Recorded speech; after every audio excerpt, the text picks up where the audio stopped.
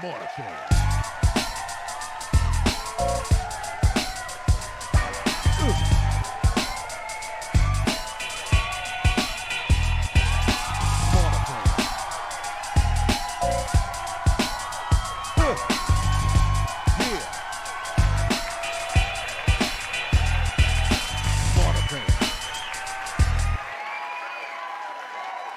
Hey, everybody, welcome to another segment of Smarterfan Podcast, where we bring you behind the veil of sports, business, and life.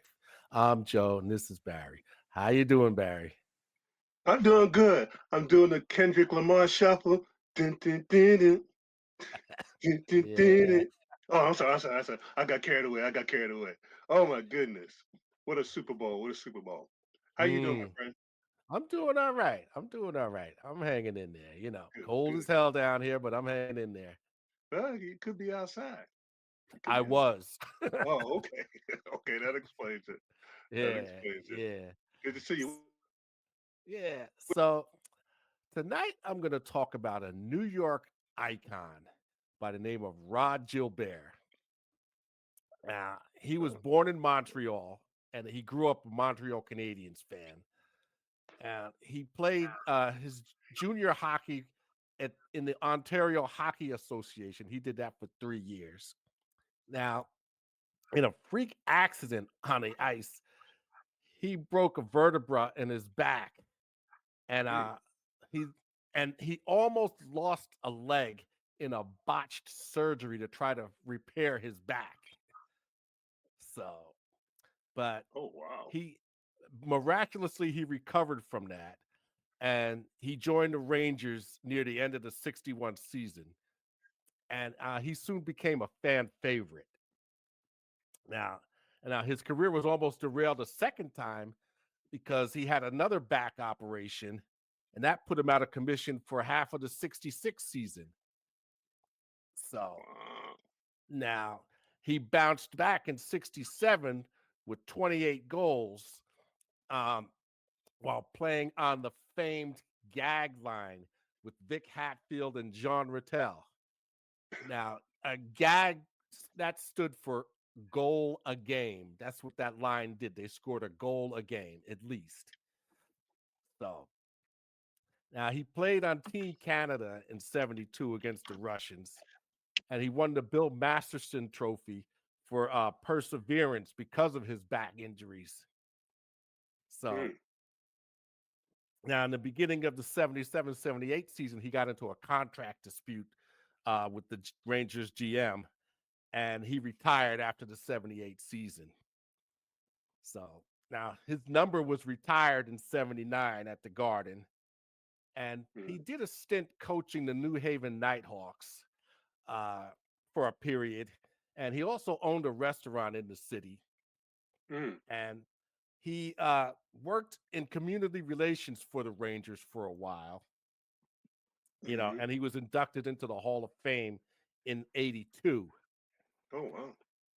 Now, unfortunately, he died in 2021 at the age of 80.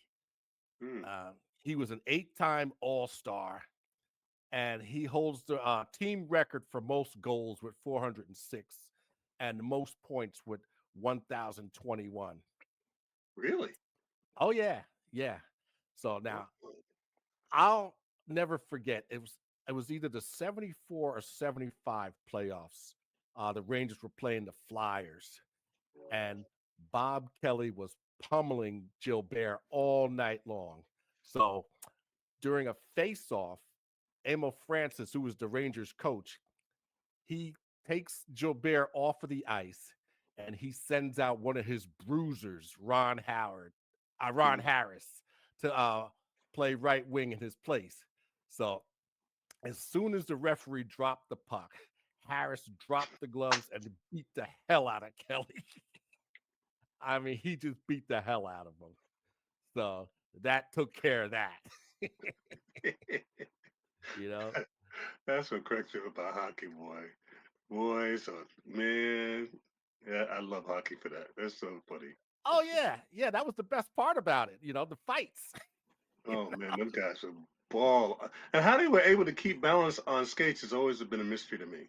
Oh, I'm well, like, that was second nature to those guys. yeah, yeah. That was second nature for them. You know, and Uh, yeah, but Ron Harris, I'll never forget. He was one of their enforcers, as they called them. that's right. You That's know, right. and so he took care of business that night. That's for sure. It's so funny. So the draft, real or fake? Man, I'm just watching the show that the draft has become, and it's become more a show than anything else, right? That's for sure. You got Mel Kiper. Somebody said something funny. He ain't never played a game. What he know about the game? Talking about who's gonna make it, who's not gonna make it. What gives him any credibility, right? Yeah. And so it's just kind of like very. Somebody needs to do the other side of the draft. Maybe we need to create something called the other side of the draft, which is these franchises who make these like Shilo Sanders, not Shilo, Shador Sanders said something very interesting. The guy asked him, would it bother him if he's not number one? Shador said, it's a very good problem to have. It's a very good Yeah. problem to have. He's like, what's more important to me is the fit. I want to go somewhere I can fit, where I Right. have good front office, good ownership, good coaching that gives us a chance to win. And you Mm. see that, and the truth of the matter is really coming out that's surprising to a lot of people. I don't know why, is that high draft picks goes to the worst teams, Mm-hmm. right? So Yep. if you're thinking Yep. about your franchise who's been on the bottom, Jaguars, and other franchises, the bottom 500, I call them, you got to ask yourself, why are you still on the bottom? You got talent, but it takes more than talent. And Yeah. so what ends up happening is, you could look at the Cardinals, you know, you ask yourself, they had never had a better run than they had under Bruce Arians. They've never had a Mm. better run as a franchise. Why would you not lock him up as a coach? Yeah. You know what I Yep. mean? And it's these kind of decisions that keep certain franchises at the bottom. The other side of it is you could be number one and it don't work out because it's not a fit. It's not a fit for your Yep. talent. It's not a fit for the scheme they're trying to run. It's not a fit. So you end up sitting home and it was a nice little show, everybody getting excited, but you're sitting home or you're in the Yeah. practice squad or wherever, and there's no development. And I think that's a big reason why a lot of franchises are on the bottom. There's Mm. no development of players. There's assumption that you're going to be whatever you were in college and you're going to play up to your draft. No, it takes a whole lot more than that and to make it happen. So it's just kind of sad because I'm gonna get into this a little later. Guys are determining their value in some respects based on draft Mm-hmm. position, which really Yeah. doesn't matter. It really doesn't matter. And then somebody said to me, "Oh, well, I don't really think that." I said, "None of y'all were thinking about Josh Allen until he got to the pros and started to play like he played. He was Mm. scouted by a lot of teams that passed him up, who are the bottom 500. Yeah. Think Well. about that. Yeah. Yeah. Joe That's. Joe Burrow went to Ohio State, saw that he wasn't going to get to play, went to LSU, and the rest is history. He's Yep. the same. He's still the same Joe Burrow, but it wasn't happening in Ohio State. But it happened in LSU. Yep. Yeah. Lamar, it took off for him at Louisville, and he is and doing what he's doing. But think about, if I tell people, go back and watch the draft of Lamar. People tell him he should go to receiver. People telling him he shouldn't be a quarterback. People telling Hmm. him all kinds of things. To some of them, I have to give him credit. Bill Polian actually apologized. Yeah. And Well. again, that speaks to what I call the fakeness of the draft. Are we really evaluating talent, or is this just a show? A show, to, Hmm. because the guy, him and his mother looked like he wasn't going to get drafted, and he's a two-time MVP. So what are we Mhm. talking about? Is there a real thing going on about talent evaluation, or is it just a show? So I Mhm. just wanted to talk about that a little bit. Well, speaking of the show, the NBA All-Star game was this past weekend. Mm, Now, they changed the format, so it was a three-game mini tournament, and a lot of fans, the consensus was that they didn't like it, mm-hmm, and a lot of the players were saying, "Oh, what are we doing here?" You know. So, I mean, the game had three teams of stars, playing two semifinal games leading into a final game. And the GMs were Charles Barkley, uh, Kenny Smith, and Shaq. So okay, you had Charles' global stars, Kenny's young stars, and Shaq's OGs. So okay, the OGs wound up winning it all. Steph Curry got MVP. mm, Well, we knew that was going to happen. So it was just, I don't know. There was a lot of mixed feelings about it, but for the most part, the consensus was that it wasn't very popular. So yeah, that was the NBA's way of trying to do something different after the debacle of last year. it's sliding fast. It's sliding fast. Definitely. So now, the Hall of Fame finalists, you got Mm, Melo, Dwight Howard, and Sue Bird among the finalists, along mm, with Maya Moore and Sylvia Fowles. So now, Melo and Howard, they were part of the '08 Olympic team that won the gold. mm, Actually, they brought the gold back after the last team didn't do nothing. mm-hmm, You mm-hmm, know? So now Bird and Moore, they won two national championships with UConn, and then they won four WNBA titles each. mm-hmm, So and and Fowles, she led LSU to four Final Fours, mm, and she won two WNBA titles. mm. So I think those are pretty good candidates, if you ask me. Yeah, them girls. I still can't believe Sue Bird, who's a little older, wasn't in already. I mean, Yeah. that girl put up work. I mean, all those ladies did, but Sue Bird, I'm surprised that she wasn't in already. And definitely Mello, definitely Dwight. And I always like in that situation with Dwight Howard, Hmm. again, not not being in the right place to take advantage of all those talents. Yeah. Yeah. You know, Definitely. Definitely. in a different situation, because the cat can ball, but Hmm. just not in the right franchise. It really can make or break your career. Yeah. And because there's always this cloud when his name comes up, Yeah. and I don't really understand why, because his stats are there, Mhm. and so it's always been a mystery to me. Always Well, been a mystery. they're gonna make the announcement on April 5th, so we'll see what happens. Okay. So All right. Shiloh and who is real? Yeah. So it looks like Shiloh isn't being invited to the combine, Mm, which is again, is this really, you know, is this really about talent or ability? As I said, there's many ways to get into a league. A lot of guys, a lot of guys that get drafted, don't make the team. A lot mm. of guys who are on practice squads do make the team and get a Uh-huh. starting position. So you really got to ask yourself. And people were like, "Well, what do you think?" I said, "No matter. It don't really matter." And they said, "Well, why do you say that?" Because most of the GMs in the NFL either played with his father. Yeah. Yeah. It doesn't matter. Yeah. I said, "Do you know how there's a draft after the draft because of money, people, and popular. A whole lot of stuff goes into it. Pretty much what you saw in the debacle of Saquon Barkley.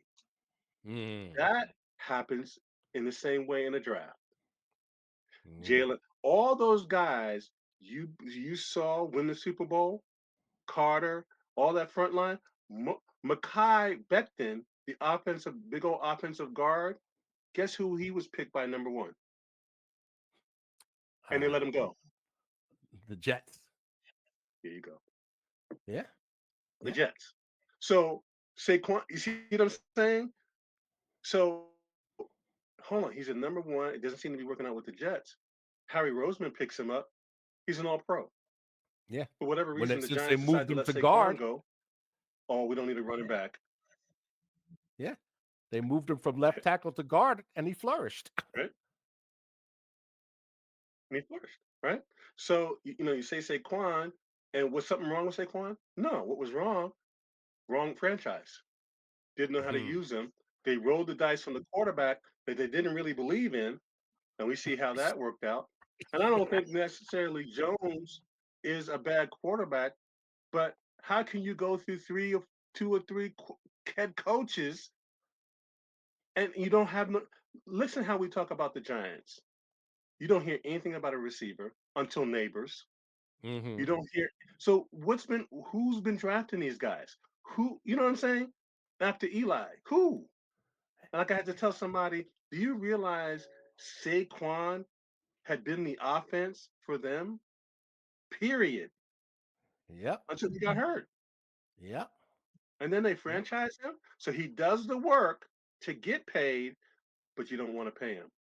But you pay a quarterback, you 50-50 on, but you figure it's a quarterback league, but you're running the offense through Saquon. Does that make sense? How Any those two kept their jobs, I'll never know. well, this is what where's the Giants right now? Part of the bottom 500.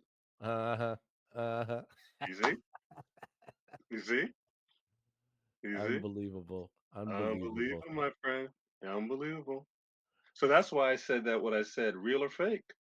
Shiloh end up somewhere, and I think what's going to happen with Shiloh, he's going to be what you call a late bloomer, because I Mm, think it's part of maturation. It's part of the dynamic of understanding you're growing up now. You know what I mean? yeah. You gotta earn your way really, and put all those talents you have not fully developed. Now it's time to put up, and I think he'll be just fine. You know, Yeah. I think he'll be just fine. Well, time will tell. Time will tell. Time will tell. Time will tell. So, I got to switch gears a bit. Now, Giancarlo Stanton,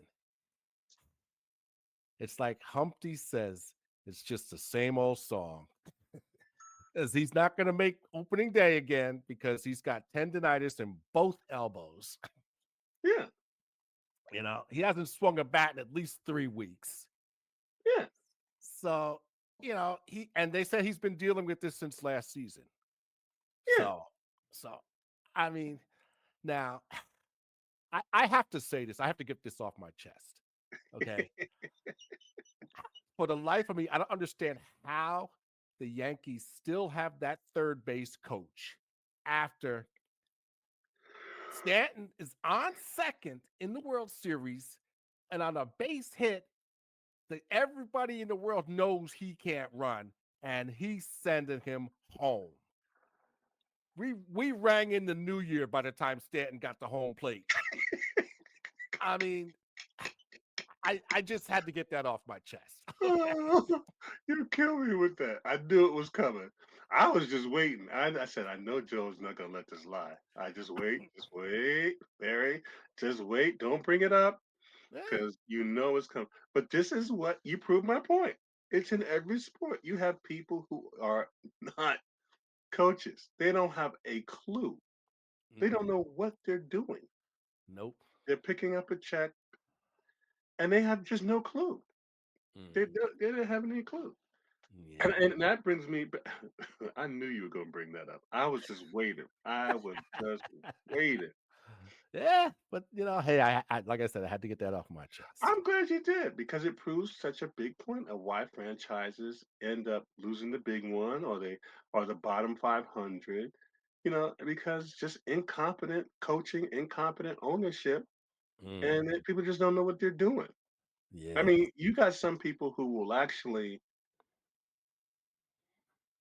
they find it more acceptable to have a losing season because they don't get along with somebody in an organization that could help them have a winning season. Think how Mm, crazy that is.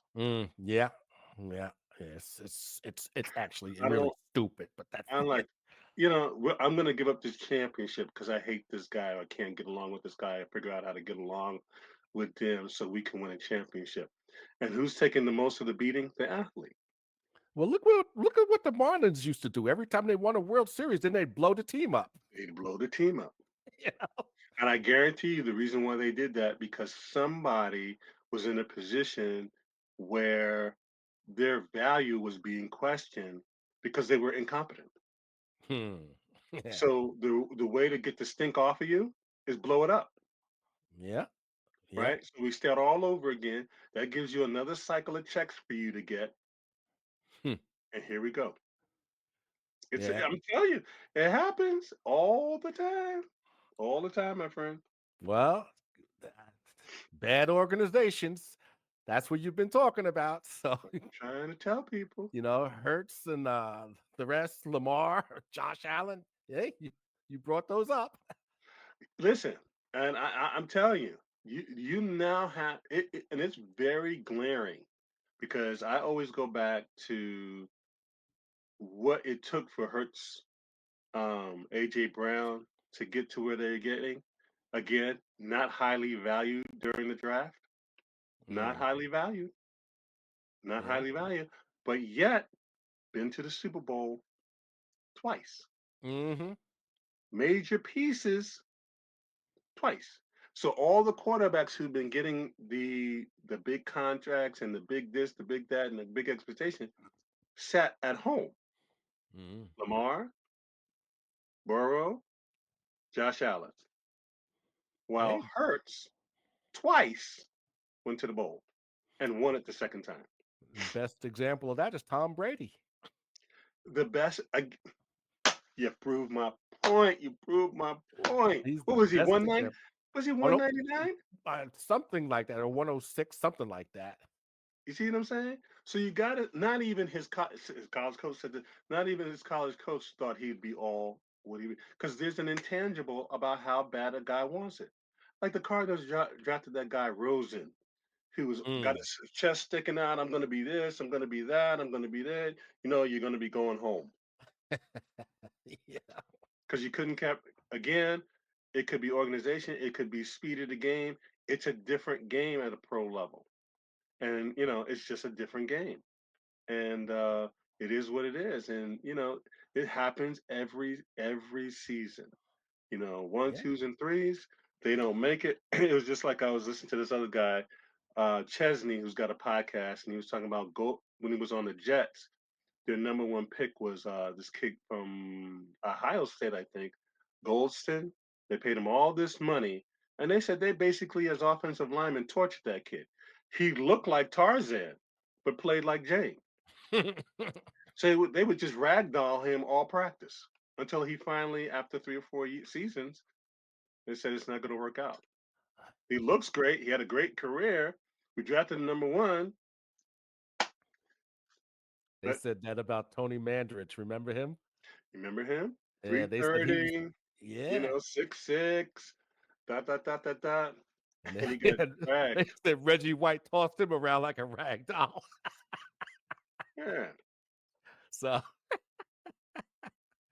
but anyway, Yeah. we'll have to stop it right there. Yeah, a lot's going on, a lot interesting. We didn't touch the Super Bowl. We're gonna come back next week with the Super Bowl. It was an amazing, amazing show on so many levels. The music, the game, the defense, Nick Fangio. Again, who was a coach with guess who?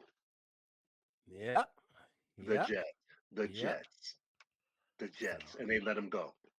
mm, You see how crazy it is, my friend? But more yes. of that next week on Smarterfan podcast. As we always say, Stay in the game. here we go. See you next All week, right. family. All Bye bye. right. Smarterfan.